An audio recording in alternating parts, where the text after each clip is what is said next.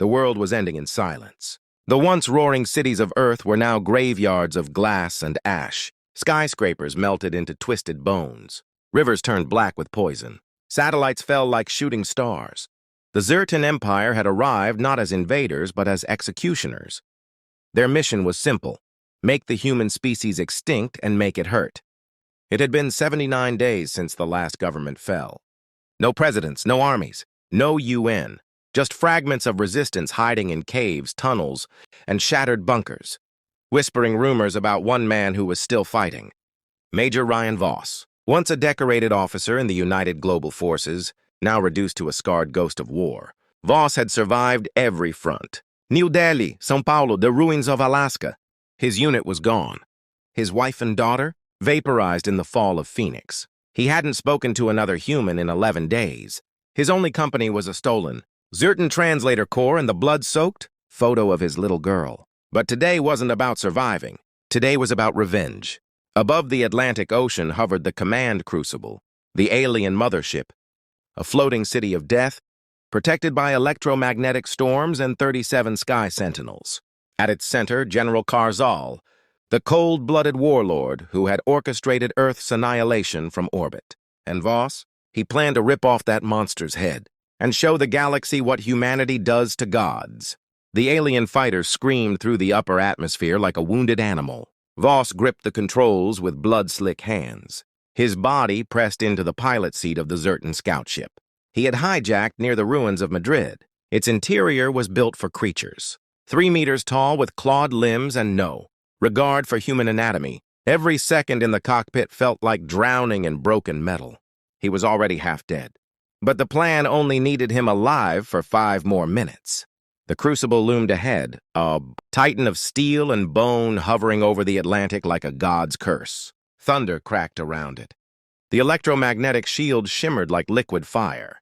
It was surrounded by sentinels, massive, automated drones with rotating cannons that turned anything in the sky into debris.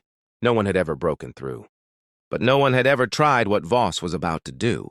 He pushed the fighter into a full-speed dive toward the lowest hangar bay. The Zirtan ID signature had been hijacked, and for a few seconds, the Crucible didn't react. Then alarms blared in his stolen ship. Human life form detected. Incinerate. Too late. Voss locked the throttle, leapt from the pilot seat, and slammed his fist against the auto-destruct.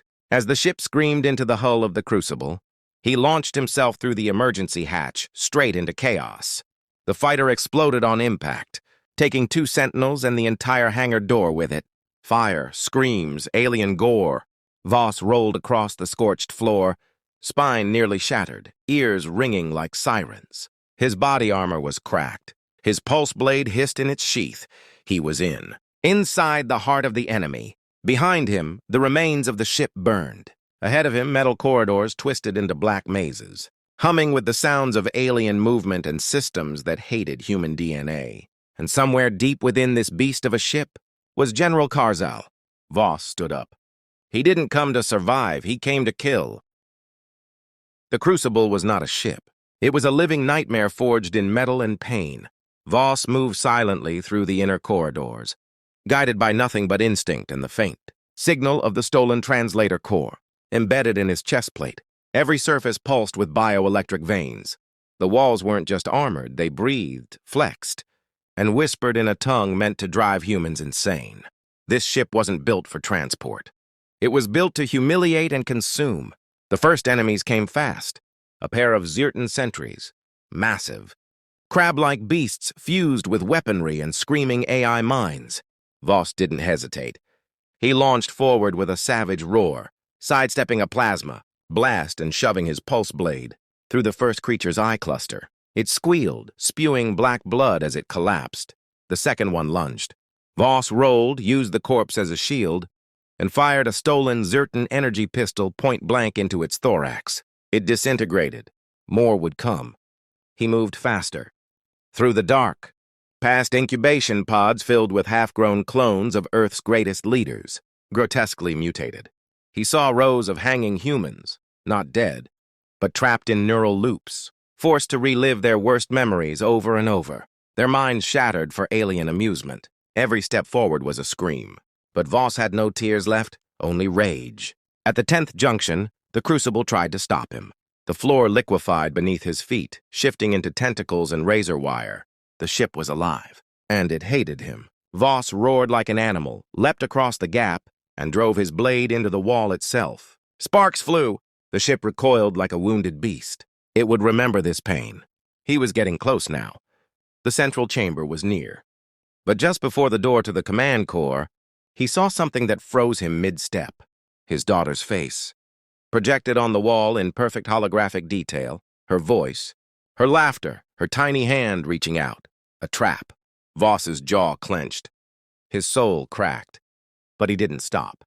He whispered, "I remember you the way you were, not the way they use you." Then he plunged his knife into the projection, walked past the shattered light, and stepped toward the chamber where General Karzal was waiting. The door to the command chamber opened with a groan like a dying star. Inside, the space was cathedral-like, towering.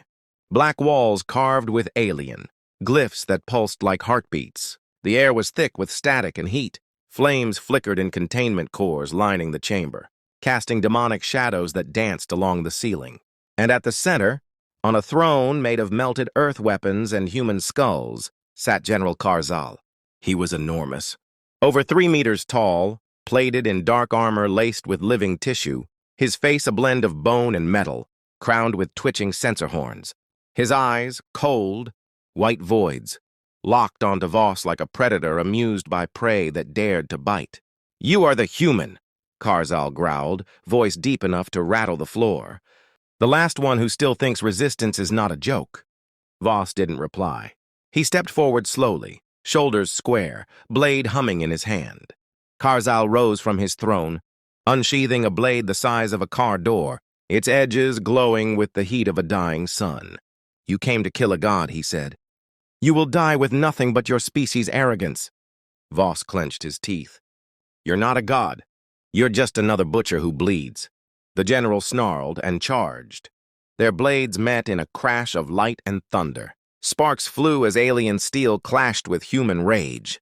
Karzal struck with the force of a tank, each blow sending Voss skidding back, nearly breaking bones. But Voss was faster, smarter. He ducked a swipe, countered with a brutal slash to the knee, then spun around and carved a deep gash into the general's ribs. Karzal howled. "You'll die screaming!" the alien roared. "Then let's scream together," Voss shouted and launched himself into the air. The fight was chaos. Voss's armor shattered. Blood spilled from his mouth. But he didn't stop. He remembered his wife's last message. His daughter's smile. The cities that were gone. He fought with the fury of 10 billion ghosts. And finally, he drove his pulse blade straight through Karzal's throat. The general gurgled, stumbled, fell to his knees. Voss grabbed the alien's head with both hands, and with one final roar, he tore it clean off. The crucible groaned like a beast stabbed in the heart. As Voss stood in the flickering red light, holding Karzal's severed head, the entire ship began to shift, like it could feel its master's death. Alarms screamed in languages not meant for human ears. Fires broke out in the walls. Support beams cracked. The floor pulsed violently, like a dying organ trying to vomit him out. The ship was dying, and it wanted to take him with it. But Voss didn't run. Not yet. Dragging the massive, twitching head behind him, he limped toward the main. Command console, an obsidian, platform glowing with holographic control runes. The translator core in his chest plate began feeding him real-time access. He didn't understand the code, but he understood something else. The ship's broadcast system. He could speak to the world. One last time. Voss slammed the general's head onto the console, letting it sit there, face twisted, eyes lifeless as a symbol. Then he turned to the ship's visual relay. System inactivated. A planet-wide transmission.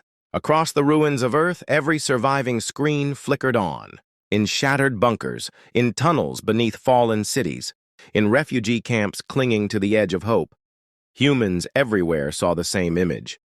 A blood-soaked man, breathing heavy, standing over the corpse of a god. "This is Ryan Voss," he said, voice raw. "If you're hearing this, you're still human. And if you're still human, then hear me loud." He held up the alien general's head. "Let the whole world see it. We are not extinct. We are not broken. We do not kneel. And today, I killed their god. Silence fell across the planet. Then, all at once, screams of hope and defiance erupted from every corner of Earth. The last spark had been lit. Voss looked down at the core's energy readings. The crucible was collapsing. A chain reaction had begun. Reactor overload. Irreversible. He had 30 seconds. He looked back at the head, nodded once, and whispered, "You died with my daughter's name on your hands. Now you burn with it carved into your skull." He turned and sprinted down the corridor, dragging his broken body toward the emergency drop bay. Fire followed him.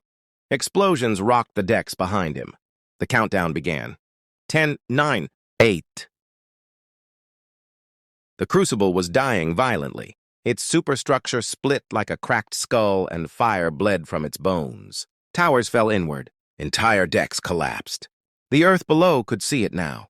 An entire alien warship coming apart in the sky, its flames streaking across the Atlantic like the wrath of a sun. But Ryan Voss wasn't dead yet. He burst through the final chamber, lungs screaming for air, suit trailing fire, boots melting from heat. Behind him, walls caved in. Above him, alien screams of panic echoed from every corridor. They weren't gods anymore. They were insects trapped in their own fortress. Voss reached the drop bay. One last escape pod. Small, cracked, half-broken, no weapons. No guidance, but enough to fall. He climbed in and then stopped. In his hand, still burning hot and twitching with residual neural charge, was the severed head of General Karzal. He looked down at Earth, the ruins, the people watching, the children hiding, the survivors bleeding and waiting for something, anything to believe in. And he knew what he had to do. With every ounce of strength left in his shattered body, Voss stepped out of the pod, stood at the edge of the broken hangar, and raised the alien general's head above his head. Billions saw it.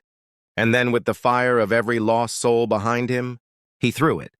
He hurled the head out of the ship, out into open air, let it fall from the heavens like divine justice, tumbling through fire and smoke, down toward Earth where human eyes widened and jaws dropped. It wasn't just a symbol. It was a warning to every enemy of humanity across the stars. We are still here. We do not kneel, and we will never forget. The head struck the Earth like a meteor, crashing into the ruins of London, embedding itself in stone, where it would remain for generations as a relic, a memory, a promise. Above, Voss hit the launch button. His escape pod exploded out of the crucible, just as the entire ship detonated in a blinding sphere of light. Fire engulfed the sky. The remains of the Zirtan flagship rained down in molten pieces over the ocean. From that moment forward, the war had changed. The world changed overnight. News of the Crucible's destruction and the image of Ryan Voss throwing the alien general's severed head spread faster than wildfire through the broken networks and secret channels that still connected scattered survivors. The symbol was simple. The message was clear. Humanity was not defeated. Across the ruins of Earth, tiny pockets of resistance grew into armies. Refugees traded stories of Voss's defiance like sacred scripture. Underground radio broadcasts played recordings of his voice, rallying the hopeless to stand. Governments in exile declared him a hero, a symbol of humanity's unbreakable will. Militias and fighters across continents took up his name, tattooed the image of the alien head, and vowed to fight until the last breath. The Zirtan Empire, stunned by the loss of their general and flagship, launched brutal reprisals. But their fear was clear. The human spirit was alive, and it was dangerous. In hidden bunkers, scientists worked feverishly, decoding the technology recovered from the Crucible. The alien biology, the neural interfaces, the weapons, all became tools for human rebellion. Ryan Voss survived his escape pod crash, battered but alive, taken in by a secret cell in the Arctic Circle. There, among the frozen ruins, he planned the next move. Not just survival, but victory. His daughter's memory was his fuel, his pain, his weapon. Humanity was rising, and the stars themselves would tremble. Years passed, but the image never faded. The severed head of General Karzal became a relic of legend, a terrifying reminder of the cost of resistance and the power of defiance. It was enshrined in the ruins of London, protected by rebels who whispered stories to every new generation. Ryan Voss became a myth, a ghost who haunted the war zones and inspired the human rebellion. His name was carved into the banners of freedom fighters. His voice echoed in every rallying cry. The war was far from over. The Zirtan still sent fleets, still burned cities, still sought to crush Earth beneath their boots. But now humanity fought not as scattered survivors, but as a united force fueled by vengeance, hope, and the memory of one man's daring act. The throw of the alien general's head was more than a symbol. It was a promise that no matter how dark the night, no matter how brutal the enemy, humanity would never bow, never break, and never forget. And somewhere deep in the stars, new eyes watched the tale of Earth unfold. The galaxy learned one truth that day. When humans fight, they fight like gods.